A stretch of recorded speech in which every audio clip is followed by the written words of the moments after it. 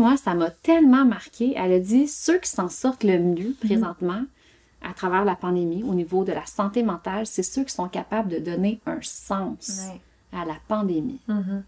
J'aimerais ça t'entendre là-dessus. Parce que moi, j'ai comme fait, wow! Ouais, on dit, il y a tellement de choses qui me viennent quand tu me poses cette question-là. La première chose, c'est oui, c'est ceux qui sont capables de... Ben, en fait, pour moi, ça fait plein de sens. Je suis vraiment contente qu'il y ait une étude qui le back. Oui.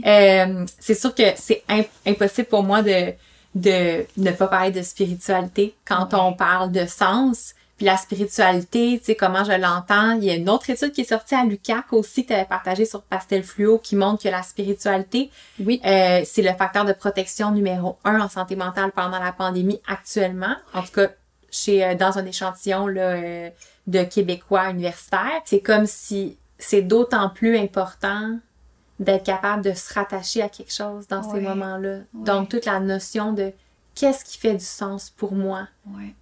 Alors que le monde semble s'écrouler sous nos pieds, qu'est-ce qui fait du sens pour moi? Est-ce que c'est d'être en contact avec la nature? Est-ce que c'est d'être en contact avec mes amis, ma famille par Zoom ou au téléphone? Est-ce que c'est de commencer à jouer de la musique? Parce que pour moi, l'art, c'est vraiment important. Fait que c'est vraiment de trouver qu'est-ce qui augmente mon sentiment de vitalité?